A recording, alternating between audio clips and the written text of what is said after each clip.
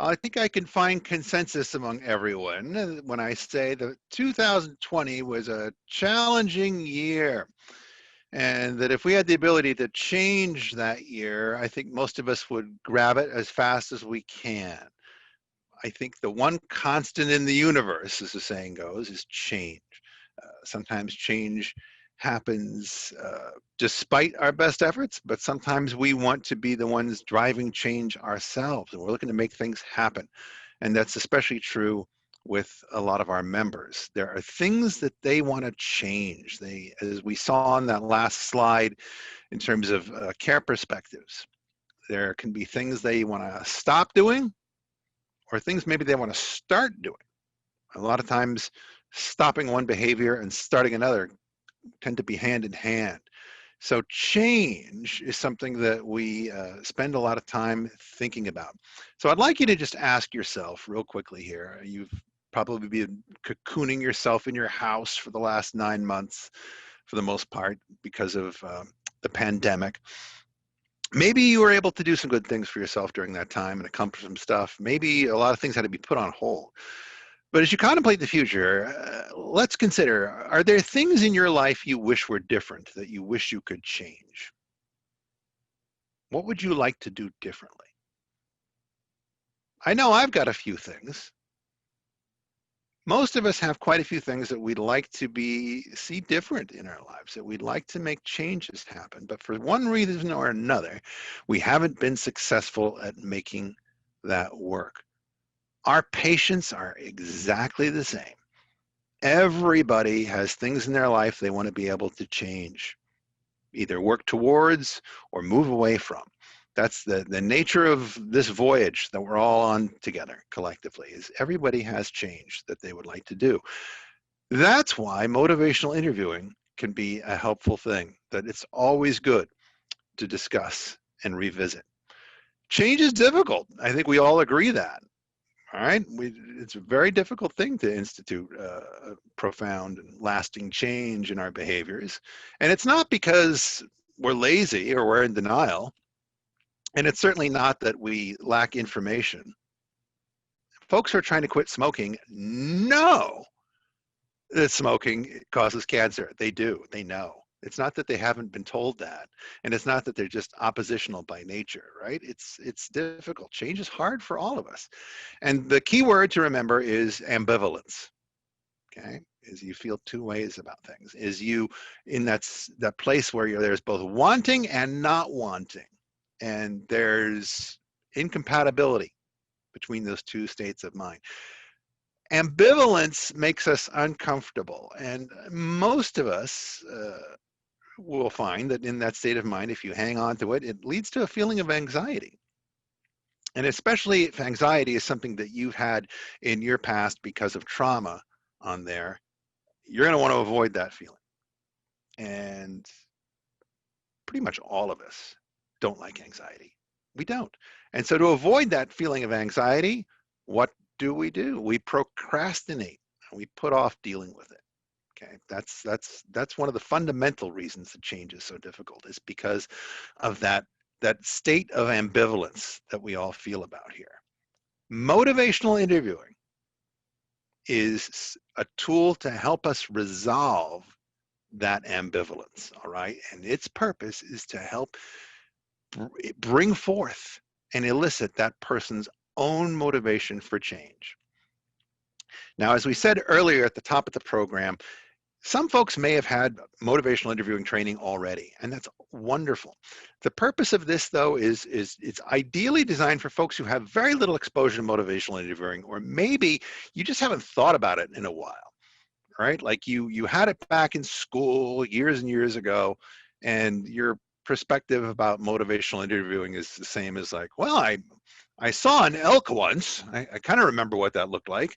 But you haven't really seen one lately, and you haven't really used MI recently. So you kind of would maybe benefit from just a bit of a refresher, or maybe a different perspective about motivational interviewing, because sometimes folks think it's something you have to be steeped in practice to even approach.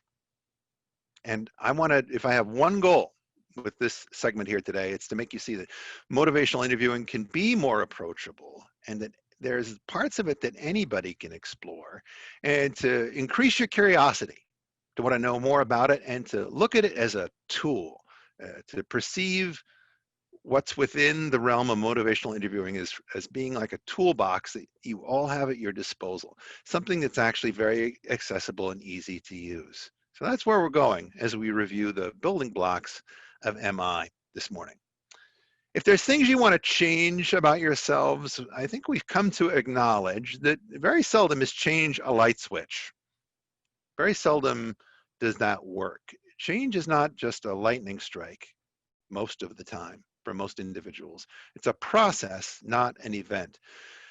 We're going to use smoking a lot in what you're going to see as examples of behavior change here today, but you can insert just about anything instead of smoking as we go forward. It can be your use of addictive drugs. It can be wanting to be better at taking your medications. It can be any number of different things. We're just using smoking as kind of a generic placeholder for those things because it's something that's extremely difficult to get over. It's a very addictive thing. So the process of changing things, you begin in what they call pre-contemplation, where you're not even thinking about changing anything at all. You're doing just fine. It's like, okay, I never give any consideration to quitting smoking. Cigarettes are my friends. You've heard people say that. The pre-contemplation that we have on there. Then maybe something happens, or you're exposed to something, you see something. Maybe a friend got a bad diagnosis from their doctor or what have you, or something occurred where you're now not so sure anymore, and you're starting to weigh the pros and cons a little bit about what your habit or addiction might be, whatever the case. Maybe you got to think about this again. Then you're preparing to do something about it. You're taking some small steps in that direction of actual change for yourself. And then you're taking action. You're actually implementing something decisive to make behavior change. You're doing something tangible. Once you start doing that and you're heading in the right direction, you are maintaining. You're keeping it going. Okay, this is great. I'm doing my thing. I got over it. I'm fixing it. But it's important to recognize too, this part of the cycle, and it's natural, and not perceive it the wrong way, is part of that process of change very often will involve what we call recurrence of use, what would have been in the past been referred to as relapse. Okay, it's normal when you're trying to make a change that you're not 100% successful with the first effort. That's human nature. Very difficult to make lasting change without having some kind of recurrence, revisit your behavior. And the important thing is to emphasize that that doesn't mean you failed. All right, expect it to happen, and maybe it's not so frightening. Maybe it's not so daunting, because one perspective might be that if you have a failure and have a recurrence of the thing that you were trying to stop doing, whatever it may be, eating something you shouldn't eat, whatever it might be, that you're going to not necessarily feel great about that recurrence, and that maybe the recurrence, don't look at it as a failure. Maybe it actually will increase the odds of your next attempt being that much more successful. So it's not a taboo or something to treat as a failure. I think that's the most important thing as we all navigate different things that we would like to make change of. Expect it, don't stigmatize it. So the purpose of motivational interviewing is it's conversation. It is a nice way of talking with people about change. As you see here, it's motivational interviewing grew out of the addiction environment, but it is now something that is in place in all kinds of different environments, from dieting to pharmacy environments, weight loss. You see motivational interviewing used in schools. You see it used in correction facilities. It's used in a number of different places to help folks come towards lasting change in their lives. It is a collaborative conversation style to help strengthen the person's own commitment for change. That's the important thing here. You're working together with that person, and it's a different mindset than some of us are used to thinking of in terms of clinicians, where we are the provider. Okay, it's a little different than that in terms of the relationship. You are not giving that person anything that they don't already have. They already know. It's already inside them. It's a seed that individual carries within themselves. Okay, the seed's already there.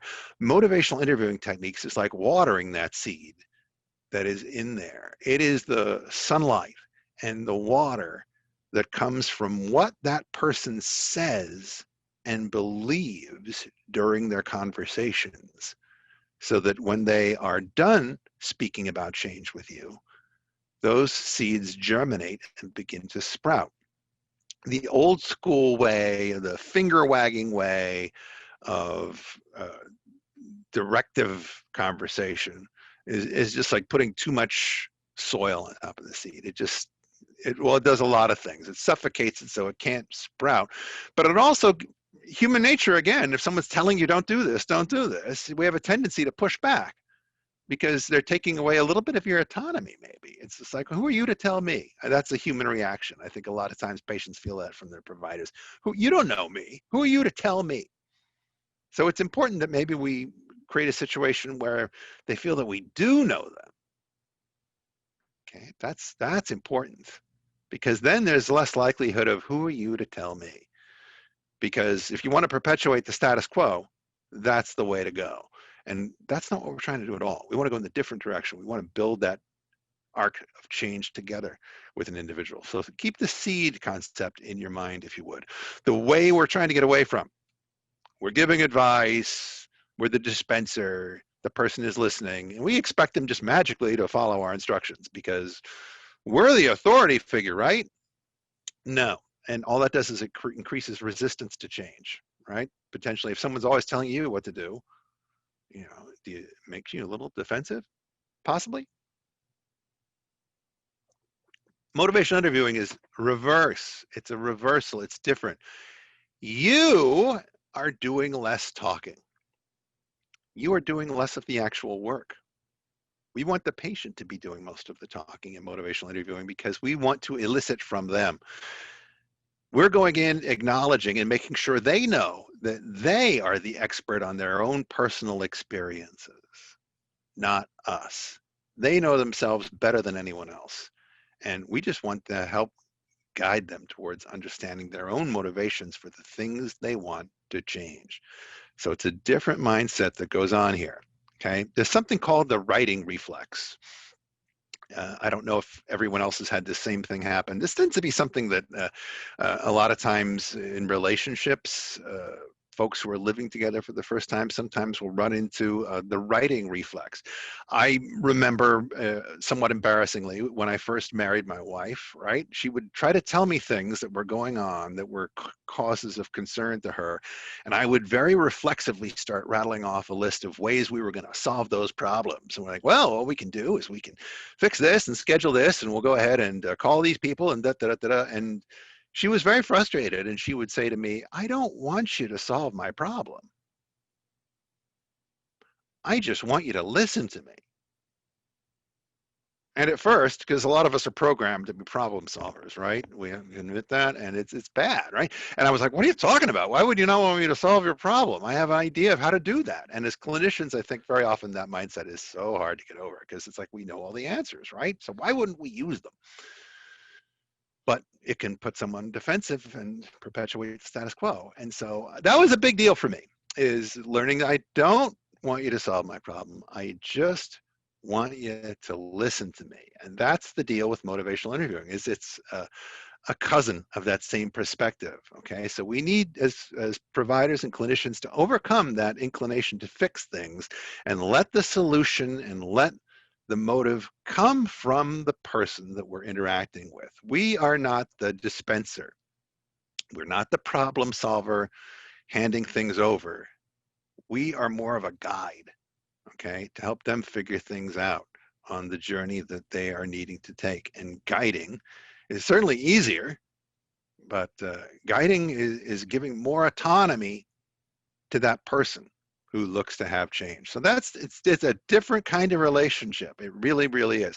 There's a word we need to learn to help us remind this as we have these interactions, right? There's a word called equipoise. And you're like, equipoise, what is that? Is that when someone breeds a horse and a dolphin together? What is equipoise? No. Equipoise is a state of mind that we're going to put ourselves in when we're practicing MI. Equipoise is a deliberate, conscious perspective we adopt not to use our professional presence and those skills we have to influence that person. We're not going to use it. We could, we have it, but we're not going to do it. We are going to stay neutral, even though the things we're seeing that patient do may create a strong opinion in us. We are not going to react to that person smoking next to their child. We're going to maintain neutrality. We're going to maintain equipoise and seek not to influence, okay? Because we're guides, not dispensers when it comes to this. So important word to know, nothing to do with strange animals. So it's difficult because most folks I know, especially nurses, are so skilled. They know so much that it's really difficult for them to not throw themselves at a problem and fix it because they know what needs to happen. They see what needs to happen, right? They're like, out of my way, I know how to fix this situation. Let me at that person. And that's awesome. It's amazing. But it's just in these situations where we're trying to drive change, that's the time we actually have to sit on our superpowers and keep it in neutral. And as weird and counterintuitive as that may seem, we actually get better results when we do it that way. So pretty amazing. But that's it's a tough thing for folks to unlearn as they start practicing motivational interviewing. A difficult thing to unlearn, but you can do it. And we'll talk a little bit more about that. But it's that's the mindset I always like to encourage, a little equipoise as we go forward. What we're going to do next is talk about the different components, the key process pieces that make up motivational interviewing so that they're understandable and easy to get a sense of. It's something that literally anybody can learn to practice and do. So don't be intimidated by this. Don't worry about it. I should have mentioned at the start of our program, don't worry about taking copious notes through any of this stuff because I will be sending you copies of these slides when we're done. So you'll have all this. And we record these sessions on video, so you'll be able to refer back to them and share them with peers as well. So if you don't feel you have to be scrambling to take too many notes as we go forward here, because you'll have all this stuff as a reference. So let's break down the different core parts of motivational interviewing. It's something called OARS. That's how we remember a nice, easy to use acronym. OARS consists of open-ended questions, affirmations, something called reflections that we'll spend a lot of time about, and then summaries. So those are the 4 parts of motivational interviewing we refer back to as OARS. Open-ended questions. These are great, and anybody can do it. It's real simple. Can't be answered with a simple yes or no. Okay? Think of questions about who, what, where, when, and how, like high school newspaper questions, those kind of things like that, because you can't just answer those questions with a yes or no. All right, they are designed to encourage the individual to have to share more. That's why we do it. Right. So open-ended questions here. I like the one at the bottom. What do your friends and family think about you smoking? Rather than me reminding them that it's a carcinogen. Didn't you know that smoking causes cancer? Instead, let me try, what do your friends and family think about you smoking? Or about you using, about whatever the thing may be. Open-ended questions. These are all old school questions. I still, on those occasions when I go into a pharmacy, sometimes in a busy grocery store environment, and pick up a prescription on those circumstances, or the pharmacist will come and say, do you have any questions about your medications today? Kind of closed-ended, right? And if I'm a person who's experiencing trauma and feeling really uncomfortable going into the grocery store pharmacy, when I feel more familiarly comfortable with going to the area at the grocery store to return my bottles You just gave me an excuse to get the heck out of there really quickly. Do you have any questions about your medications today? Nope, thanks, I'm good. You just gave them a hall pass to not have any interaction to discuss things anymore. You shut the door, and that's what closed-ended questions do. So again, do you realize that smoking threatens your health?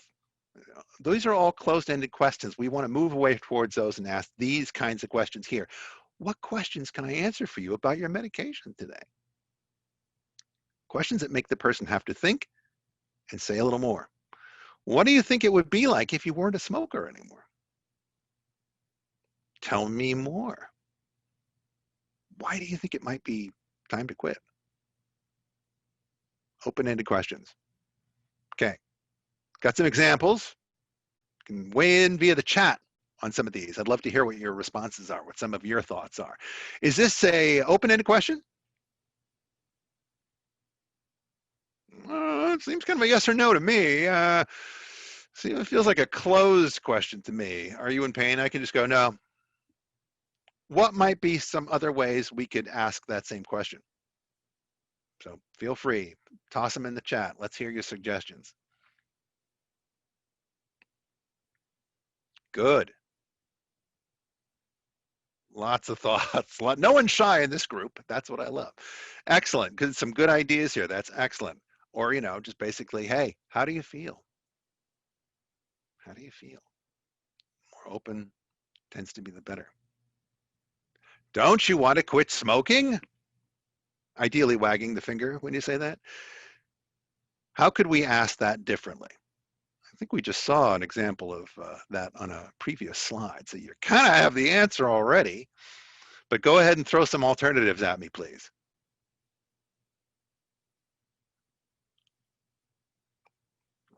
Great, you guys are leading the pack here. I think some folks have MI already. What are the advantages that you see in quitting? And one that we like to use quite a lot in the pharmacy department when we're interacting with members, how's it going with taking your medications? That's a nice open-ended question because you're asking the person to tell us a story. How's it going with taking your medications? You're not biasing them in any way. And it's going to be a surprise which direction that they choose to respond. So open-ended questions are great because you know what they do more than anything else? They help start a conversation. That's the best thing. Yes or no don't make really good conversations. They tend to end quickly. And we want to start a conversation. We want to continue a conversation. Now, with motivational interviewing, probably it's not going to just be in one interaction with an individual that the success has occurred. You may be seeing that person time and again over the series of weeks or months and having little bits of motivational interviewing during those interactions. But those things can be effective if they're done consistently at each interaction. So it may not be magic, but every time you see somebody and every time you interact with them with a little bit of motivational interviewing with these kinds of things, if you just get in the habit of asking every question open-ended, it leads to pretty amazing changes occurring. So it's just a good thing to mind, but it's very easy to slip back into the reflex of closed-ended questions, especially when we're in a hurry. And gosh only knows, none of us are in a hurry in a healthcare environment. Affirmations are the next part. We want to be able to make people feel positive about what they're undertaking, especially if what they're dealing with in life has been hard.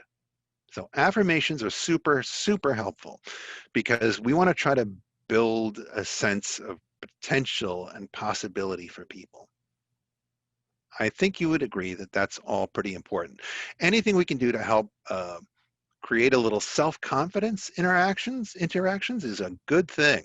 So that's what affirmations part do. Here are some examples of things we can say that help reinforce along those lines.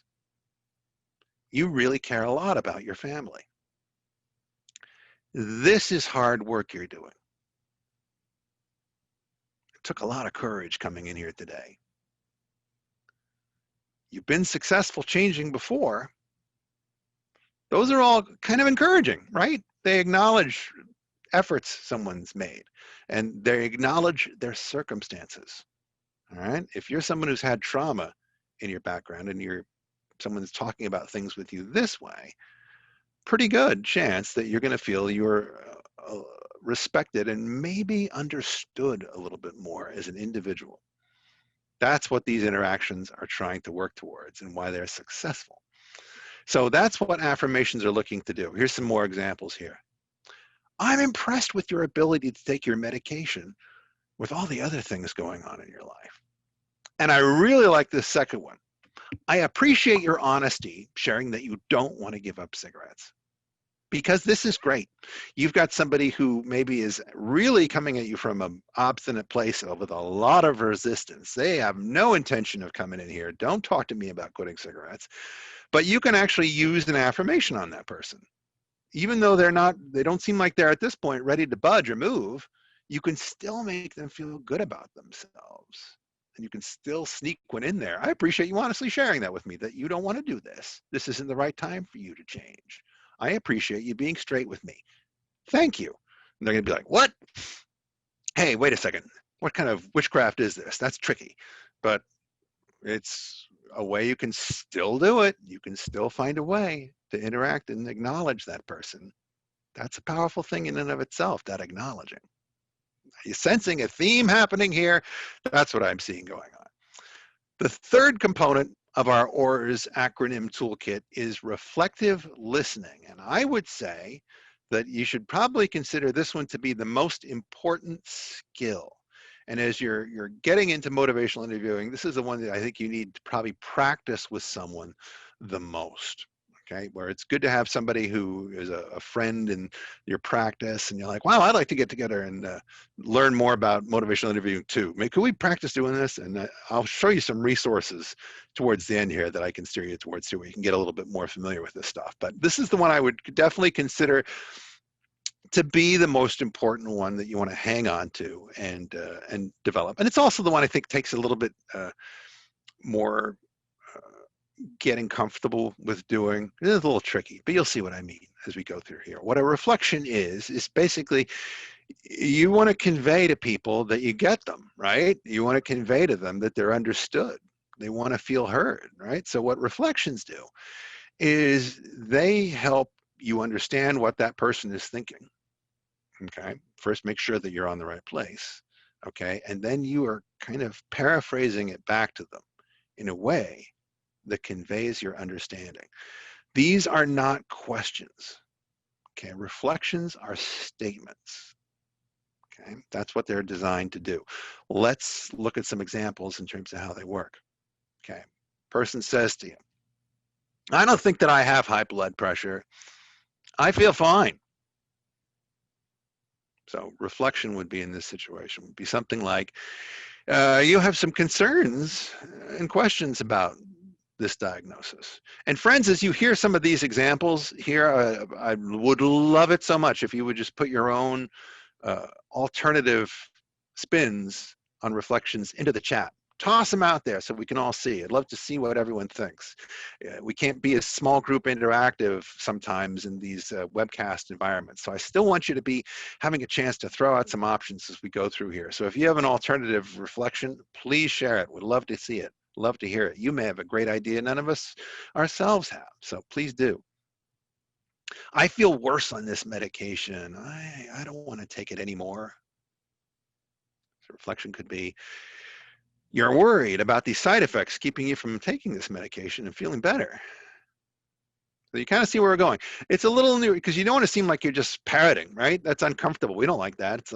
And that's sometimes when folks are first starting to get into MI, they feel like this is kind of a weird thing. They're like, I don't want to just feel like I'm repeating back what the person says. It's a little awkward. I don't like feeling awkward, ambivalence, uncomfortable, anxiety.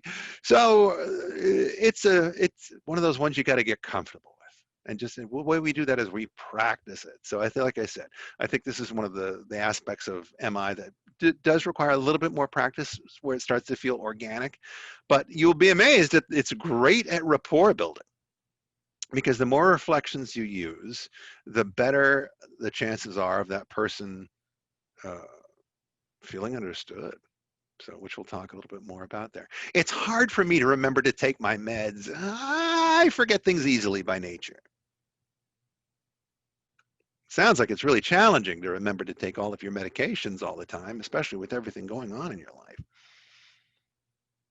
You're being heard, okay, being acknowledged, being understood. It's a big deal because that's really what is going on with MI as a whole. All right, which is why this is one of the most important things, is we want to be able to convey understanding. And especially when we're dealing with people where trauma is part of their background, we want to be able to express empathy. That is massive. Can we ever express enough empathy for people? No, we never can. It's important for us to be always working on getting better at that. Because if you can build that rapport with somebody, you're going to go places. And so understanding becomes a huge deal because we need to be able to see the world through our patient's eyes. Okay, that's the important thing. Remember that iceberg from earlier on? We don't want to just see the part that's sticking out above the water. We want to be able to go below the surface and see the rest of the iceberg. We want to be able to let that person know that we've seen it. So they see that we're not just making a snap judgment of them, that we're understanding and accepting of them as a whole person. That's a big deal. So in motivational interviewing interactions, we tend to use twice as many reflections as questions. There's a good place for questions later on, as you'll see, as a tool where they come a little bit more useful in another stage of interacting with MI. But just, I think the important thing to know is just remember that these reflections take practice, but they're the foundation of successful motivational interviewing interactions. So you want to be definitely mindful of those and get more comfortable with them. Practice them with a friend. It's a fun thing to do, because if there's a mantra to motivational interviewing, I think it's this: as I hear myself talk, I learn my beliefs. That's kind of a powerful statement, because that's a lot of what the magic of this whole series of interactions and conversations is. When you articulate what you believe yourself and you're actually saying what you think, it's powerful. And a lot of times we don't really know exactly where we land and where our firm convictions are until we've said it out loud. And that art of expressing them to another person, expressing them and being heard, cements your beliefs, not just for who's listening to you, but cements your beliefs for yourself. Sometimes that's where the most impactful, lasting shifts happen. When I hear myself talk, I learn my beliefs. It's an inherent thing for human beings that there's this great power that comes with saying what we feel and what we believe. And it's that one thing that all of motivational interviewing grew out of. Okay, lastly, we come to our fourth component of motivational interviewing: summaries. Okay, what summaries do is they are taking a little bit longer composite of reflections and you're putting them into one statement, designed to show that person that you've been listening. Right? So what you're doing is this is where the guidance starts to crystallize a bit more, because you're helping steer that person towards change, and you're being a little selective in terms of helping identify what those reasons for change are that person has confided to you. So what are those reasons for change? And let's help guide them by summarizing those reflections and helping them see that we hear your story. Okay, and so let me give you an example. Okay, in the course of an interaction with somebody, they mention a bunch of things to you, tell you several different things. I like smoking, okay? It makes me feel good. Yeah, but Susan can't stand the smell. She doesn't like it. No, she doesn't like it. We keep fighting about it. We keep fighting all the time about it. And but I don't want to end up being on oxygen like my friend Mike either. So several different things that you've heard say the person's expressed to you. So summary might be something like this: what I've heard you say so far is that you enjoy smoking. On the other hand, your girlfriend hates your smoking, and it's causing stress between the two of you, and you're also worried that you might develop a serious disease. You're kind of compiling everything together and demonstrating that you've heard them, but you're summarizing and kind of putting together with a bow the story. And it might be helpful for them to hear it all told that way, because they've just kind of been expressing these random things, but you've been gathering them every time one of those things gets spoken, and you're conveying them back to this person in a way that has meaning for them, and that it's going to be because that's their own words, right? So powerful stuff, and intentional, and does a good purpose.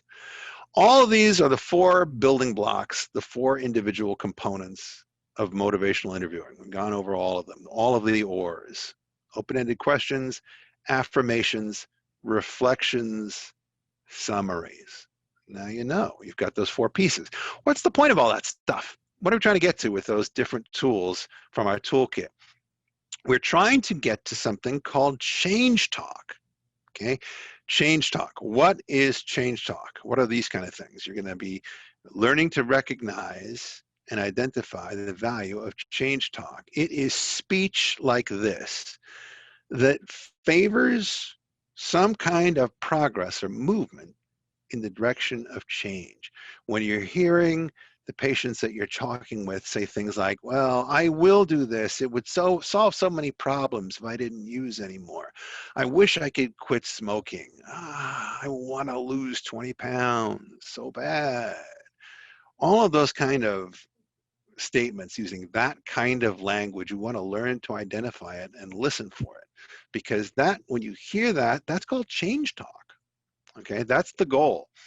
Okay, though, that's when the seeds are starting to push their way up through the top layer of soil there. We're getting somewhere with the watering of MI. That's where we're trying to get to, is we want to get to this change talk, which means results are on their way. Change talk, basically, it conveys not just the benefits and the reasons that they want to make those changes. Those are all great, and it's super good. Because they see that they can do it, but it's also typically contains the methods that they could go ahead and do that and be successful at it. Kind of say, instead of taking the elevator, I could take the stairs. Hey, I could do that. It shows that there's, the playing field is leaning in a new direction. Okay, that we're on a different bias now, and that they're showing ways they could make that change and that they could be successful at carrying it forward. So that's what change talk is. And when we hear it, that's, again, you got to be able to identify it. I wish I could. There's that aspirational talk you start to hear. It's very need driven. I wish I could. I want to. I'll show you some more examples up here as well. But it's a simple thing, because remember, we said at the beginning that those folks are doing all the talking, way more of the talking than we are in motivational interviewing interactions. You're doing less talking. So the more a person argues for change themselves, and they hear themselves saying those reasons, more likely they actually are going to change their behavior. How come? Because when I hear myself talk, I learn my beliefs. Change talk. Examples. How do we get to it? How do we get more of it? So I'm hearing some change talk. I want to, prime the pump here. I want to get some more. What do we do? Well, this is when asking questions can be really helpful, because you can ask questions here to generate change talk, right? Why do you want to make a change? What are the reasons you want to make this change? What would some of the benefits be if you quit smoking? What would be your first step? Because they're going to be starting to articulate a way they could be successful. What would be your first step? And 3 simple words, hang on to them, use them whenever you can. They will help you in amazing ways. Tell me more. Somebody gives you a little change talk. Tell me more. People, I think, love to, when they feel comfortable and there's rapport, expand and go a little deeper. So you're giving them permission which is awesome. Tell me more. And this is when we find that the question asking, that's when we pull it out and it starts to become a lot more of a useful tool for us in our interactions here. So recognizing it on here, when patients start to verbalize it, okay, you'll find that with change talk, it follows a path from those early, more aspirational, kind of daydreamy thoughts about what they'd like to get towards. I wish I could exercise more often, you know, you're thinking about it, but I'm so busy and I have all these things happening and my life is very stressful. I wish I could. But then you move towards ability. And with ability, I could walk around the block twice a day. I could insist that I walk the dogs instead of my partner. I could do that. Reasons. Okay, what are the reasons, rationales coming into the conversation here? I know quitting smoking will lower my risk of getting cancer. Reasons. I need to quit using, or my relationship with my kids is going to be destroyed. So reasons. Okay, you're seeing the progression through here. And then need is a very powerful thing as well for folks. I will use a pill box so I can make sure to take my meds twice a day. And from that point, when the commitment's in place, it's very, very organic and natural to move into those taking of next steps. Hey, I actually went out and I used the stairs instead of the elevator when I went to the doctor's office. I climbed the stairs. This week, I started to use the nicotine replacement gum that you prescribed to me. I really did. This week, I started to do it. I took a different way to the factory today. Instead of driving by the convenience store that sells the cigarettes I used to get, I took a different route, extra 5 minutes, but I didn't drive by there. I went all week long without stopping by at McDonald's. All those things are tangible actions that show that somebody's making progress in their journey towards change. Interesting, right? You see the progression. There's a pattern with that, right? And I'm thinking perhaps that pattern and that evolution throughout change is going to look pretty similar to what we saw earlier on when we were discussing the change model, that it's a process, not an event. As we go through things here, you have to go through the process, and you can't just jump to maintenance. And you'll see that this is very similar in terms of that, right? Taking steps, maintenance, commitment, all those things. It all becomes from a place of desire and contemplation is the beginning of that journey towards successful change. And with motivational interviewing, there is process to it. So I want to walk you through this process briefly before we wrap up this section here and talk a little bit more about it. Let's begin at the bottom, because like anything we're trying to build, you got to have a good foundation in order to be able to proceed. So let's talk about what's the most important thing to have at the bottom. Well, engagement. And we have a lot of pharmacists at CareOregon that I, every now and then I'm lucky enough to hear do some of their medication reviews by phone, and they're amazing. They're very skilled at it, and they use a lot of motivational interviewing in their interactions. And the ones who are most successful, I've noticed that they tend to not jump into it right away and start asking real pinpoint questions about medication use and things like that. They work up to it, and I think what they know that they have to do is they have to engage first. So they work at building a little rapport to start things off. And that really yields results. I've heard them say, hey, what did you do? How are things this weekend? What happened to you? Where did you go? Oh, your kids, huh? Tell me about that. Oh, yeah, sport, whatever. Just building a relationship. Right? Just a couple minutes spent doing that, where it's not just not right to business right away, but rapport building, engaging. I think all of us know that if we have a little bit more engagement as a place of beginning with our patients and interactions, that we tend to get better results. Then we start going towards focusing. Of all the things going on in this person's life, what do they want to work on? Right? Okay, so you want to make some changes. What do we want to focus on? very often our patients have like a plethora of things that they wish they could change, right? They're using addictive drugs, they're overweight, they're smoking, there could be any number of things. They're not adherent to their behavioral health meds. What do we want to focus on? What do we want to work on and try to end up as a more immediate goal? So focusing becomes the next thing. And I think we saw a little bit earlier how summaries can be a great tool to help us get towards that in terms of summarizing and helping focus where we need to go next. Evoking, and when we see evoking, this is when we're going back and we're talking about the reflections, okay? Because reflections help with the evoking, okay? We're getting the person to talk and tell me more. So evoking is where we're getting that person to open up and we are eliciting them to tell us what they think. So as they hear themselves talk, they learn their beliefs. Evoking is the next stage there. Planning. This is where we've gotten someplace. There are sprouts coming out of the ground. Our garden is going crazy. It's germinating like wildfire. So let's plan. How are we going to do this? What steps are we going to make to make progress in this direction? What are we going to do? How are we going to plan this? Are we going to get something new for you? We're getting nicotine gum. Are we going to get you in a program? What are we doing to make the tangible next steps so that you see the way we can make this work, so that you can have successful change? So planning. So this is the process that MI is working towards in terms of, like anything, goal setting, right? We have to have it or we don't typically get anywhere. So, but I think the most important thing here is not remembering what all these different things are right now. I like to just focus on remembering that the most important one is rapport building and having that relationship and engaging with the person. Because remember, let's go back to what we were talking about originally. We were talking about people with a background of trauma.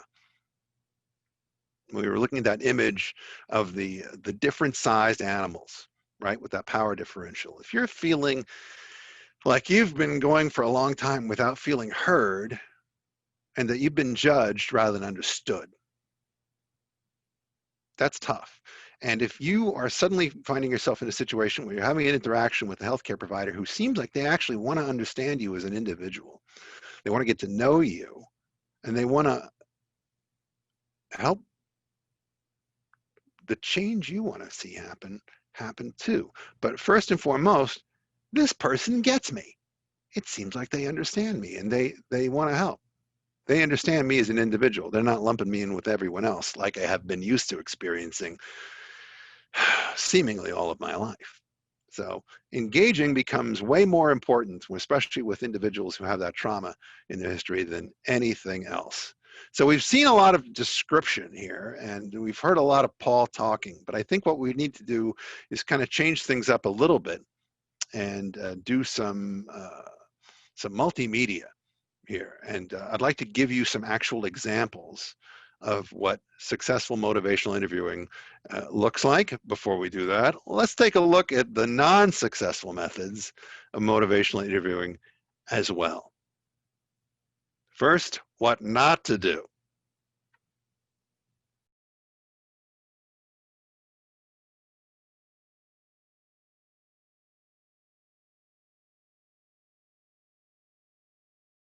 Wow, that didn't seem to be a very effective interaction. I think he seems like he wasn't persuaded to make very many changes in his life. So fast forward, our pharmacist has had a little bit more motivational interviewing training, and it's a little bit different situation when you see their encounter this time. So I'd like you to pay a little attention as you watch going on here. See what you can identify. Can you identify reflections? Can you identify summaries? What aspects of MI can you see her demonstrating as we watch this next encounter?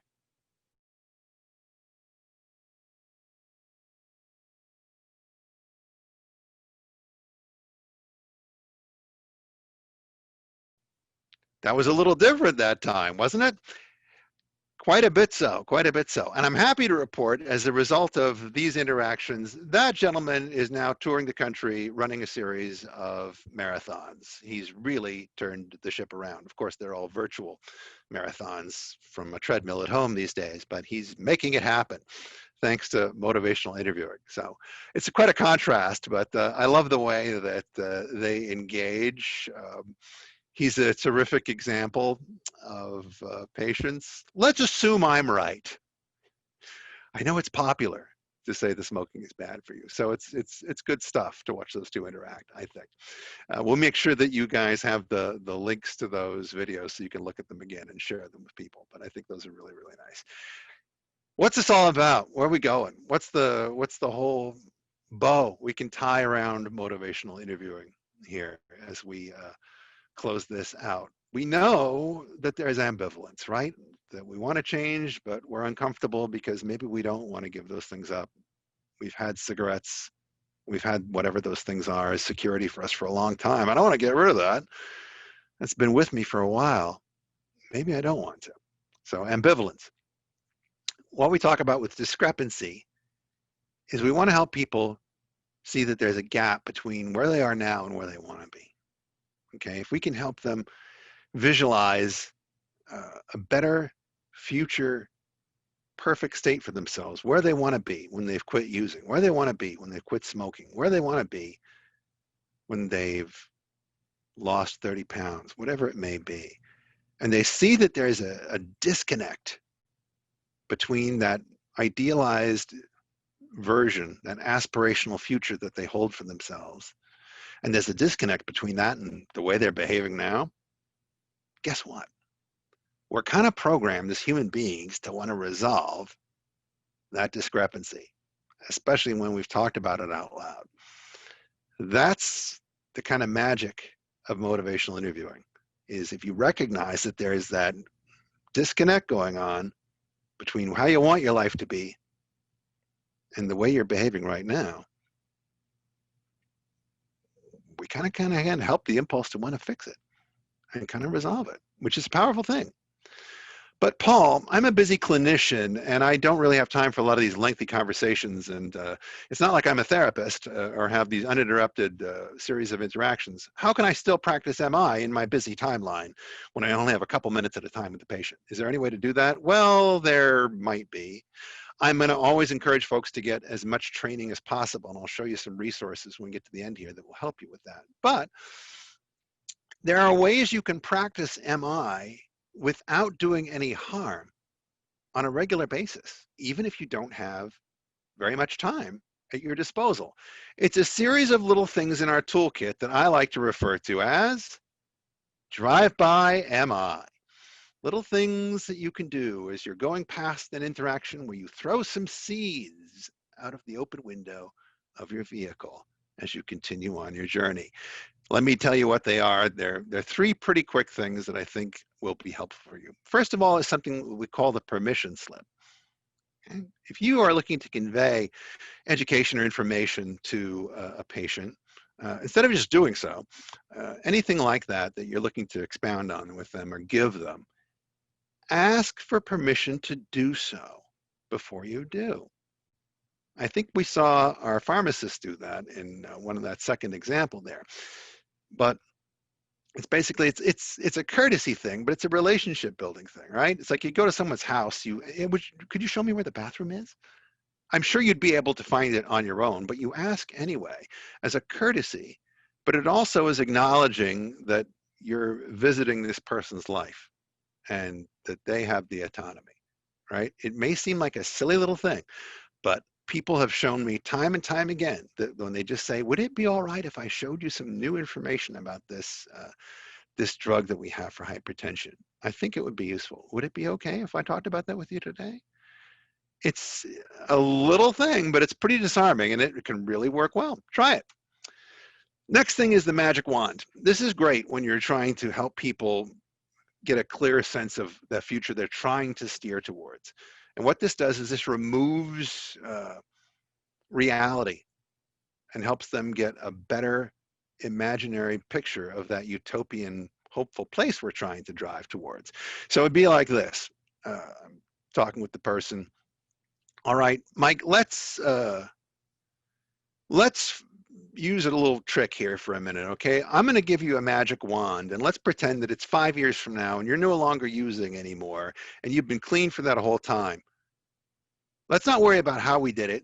Let's not worry about how we got there, but we're there. It happened. You did it. What's that feel like? What you've done there is you've removed the obstacle or the how am I gonna out of the equation, and you've let the person, you've given them the freedom to imagine. You've given them the freedom to see what that looks like and just consider possibilities and alternate futures for themselves and what those could be like. You've given them a magic wand to help do that.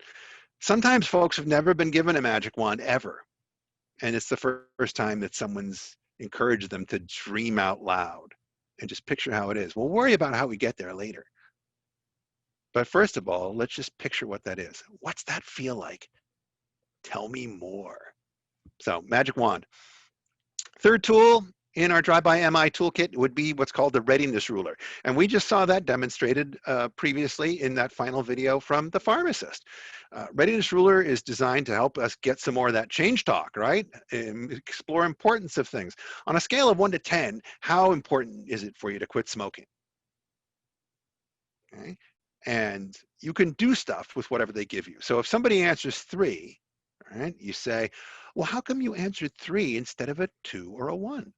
You're emphasizing the forward momentum on that scale and the progress they made, right? Even if they say a 2, well, how come you, or a 1, if they give you a 1 on a scale of a 1 to 10, right? The lowest possible thing. Well, how come you said a 1 and not a 0? You don't want to use a higher number, right? Well, if somebody says they're at a 4, you don't say to them, well, how come you said a 4, not a 7 or an 8? I mean, that's kind of not very motivating, is it? Kind of makes you feel worse that you weren't further along on that readiness scale. So always use a lower number for contrast to make the person feel better about where they are in terms of their progress and momentum on things like that, even if they're just at a 1. And then the second version of the readiness ruler is one where we go through and we basically talk about confidence, right? How confident are you about your ability to quit, right? On a scale of 1 to 10. So there's readiness. How ready are you to make the change? How confident are you that you can make it? So these are just little things. Right? Again, they're small things. You can't do any harm by asking people with these questions. You're not going to do any damage, except you're going to be able to get a little bit more comfortable exploring MI. And when it comes to exploring MI, here's some resources I would encourage you to seek out. If this has intrigued you today, if you'd like to learn more and explore some certification and other people who are practicing MI that you can share with. These two folks here are phenomenal local resources in the Portland, Oregon area that I recommend you reaching out to. I've got my MI training from these two, Denise Ernst and Stephanie Wahab. They work at a Portland State University very often, is where they do their consulting and their programs. They tend to run 2-day trainings, intermediate and advanced and beginner, and I believe they've got something coming up. They're doing it, of course, like we are here now, distance learning because of the pandemic. But I would go to their websites, check them out, reach out to them, and see what they have coming up. They do a great job, really excellent stuff in terms of contact for learning more. And then there's something called Mint, and the link there is a motivational interviewing network of trainers. Even if you're not a trainer yourself, the Mint website's great because it's got a ridiculous amount of really good resources that are on there. Really, really good. You can learn a lot, tons of videos, tons of job aids, tons of things to help you get a little bit more comfortable with using MI on a regular basis. So I definitely recommend both of these things. MI is something you want to explore and learn more about. And I think the more you get in there and get comfortable with it, the more you're going to want to use it on a regular basis. And you'll see it's useful. And you'll probably go, why wasn't I using this more often? You know, especially with folks who have had trauma in their backgrounds, because this is clearly the method of communication and expression that's going to be most encouraging to them and make them feel heard. So we're going to take another quick break. Thank you for your attention here today. I hope that was a good intro to the building blocks of MI. We'll take another quick 10 minutes for you to do whatever you need to do. We're going to come back, and then we'll pass the baton over to our next presenter, which I think you're going to love. Thank you.